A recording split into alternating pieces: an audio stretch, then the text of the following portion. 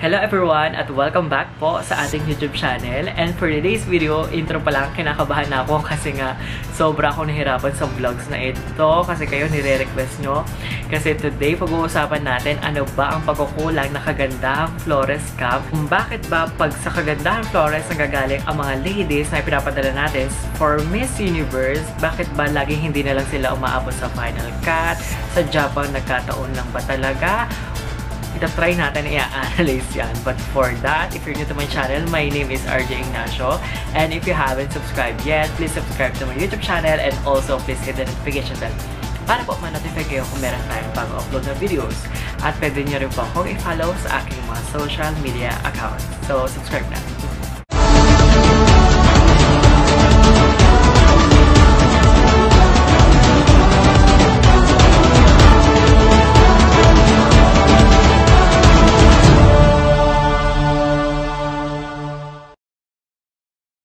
Hello everyone! So ayan, absent ako last week kasi nga busy sa work. Syempre kailangan natin kumain at kailangan natin magbayad ng mga bills. Hindi naman tayo mapapakain ng welcome back sa ating YouTube channel.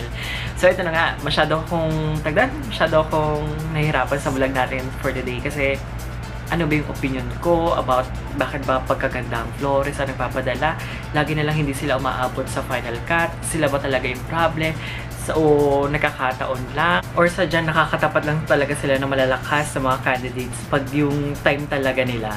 And alam mo ginawa ko? Parang inisa-isa ko pa talaga yung Miss Universe from 2014, 2017, at ngayon 2019. Pinanood ko sila ulit. Parang ina-analyze ko ano ba yung naging problem ng bawat isa, ano ba yung common denominator nila. So, iyon. O nga pala guys ha, disclaimer lang. Itong vlog natin today talagang personal opinion ka siya. So, kung kayo may opinion kayo, mag-comment kayo sa baba kasi, alam yun, kanya-kanya naman tayo ng opinion. Lahat naman tayo entitled sa kanyang opinion. Hindi ko gaya ni ba dyan. Feeling nila, sila lang entitled. Lagi nila ko inaaway. Joke lang. Una sa lahat, sila MJ, Rachel, and Cassini. Lahat naman sila ginawa ang lahat pero hindi rin umabot sa dulo. Unahin natin si MJ. Kung maalala nyo, si MJ Lastimosa, isa sa may pinakamalakas na pinadala ng Philippines sa Miss Universe aside sa she's a beauty pageant veteran na talagang pinag-uusapan siya ng ibang beauty pageant enthusiasts around the world. Kasi magaling magsalita, tapos performer din. Sa mga pre-pageant activities, pansin na siya at isa siya sa may pinaka-ready na candidate na pinadala natin. Pero nung preliminary competition, nawin lang tayo sa sobrang pangit ng gown niya, parang wedding dress. Aside from that, hindi bumagay sa personality niya yung gown, pero napakaganda ng performance sa MJ. Kasi during that time, Trump era, kailangan mo talaga mag-perform. Tapos, nung rehearsal for Coronation Night, nabuhayan tayo ng loob kasi nakita natin may suot siyang gown from Leo Almodal. Ang ganda nun yung color pink. Tapos tayo akala natin yun na yung susuotin niya. Pero nung top 10 evening gown, nagulat tayo yung white gown na naman yung sinuot niya. Tapos yung ina-announce na yung top 5, hindi talaga pinofocus yung camera sa kanya. Kaya alam na natin na ayun, hanggang doon na lang talaga siya. So yun na nga yung nangyari. Tapos napapansin nyo rin ba, pagka ang ladies galing sa KF, parang yung mga ngipin nila, ang laki ng veneers nila, Kagaya ni MJ Lastimosa, kung mapapansin nyo, kung babalikan nyo yung mga photos niya during Miss Universe 2014, parang hindi niya na masara yung yung bibig niya. Pero pag sinasara niya yung bibig niya, parang may nakasubo. Pero maganda naman. Ako nga gusto ko nga yun magka-veneers, kaso ang mahal-mahal nun. Tapos 2017, another lady from KF Camp ang lumaban. She's Rachel Peters. Mala Paulina Vega prototype ang aurahan. And sa body, sobrang strong point talaga ni Rachel yung body niya. Kasi for me, isa siya sa may pinakamagandang katawan na pinadala natin for Miss Universe. And during her time, pumasok siya sa wildcard. Tapos during swimsuit competition, ang bilis ng facing sa kanya ng camera and hindi rin hagip yung pag-twirl niya sa swimsuit. Tapos sa evening gown, sobrang bagay sa kanya yung evening gown niya kasi pinakita doon yung strong points ng body niya like legs, shoulder, even her core. Kaso pansin ko tingin siya ng tingin sa baba habang naglalakad siya. So nag-doubt talaga ako na talaga bang nakapag-training ba talaga si Rachel ng maigi? Kasi parang dun sa finals na bakit naging ganun yung performance niya. And ang dami rin mga speculation kasi during that time andun daw si Pia. So sinasabi nila na baka daw nilaglag ni Pia kasi nga si Rachel galing sa kalaban ng camp. Pero in fairness kay Rachel ha, pinapanood ko siya sa YouTube, yung beach, parang kasama niya si Mark Nelson. Ang ganda-ganda niya lalo, no? Parang pwede siya lumaban. Ewan ko kay Rachel, but parang mas maganda siya kayo kaysa nung lumaban siya.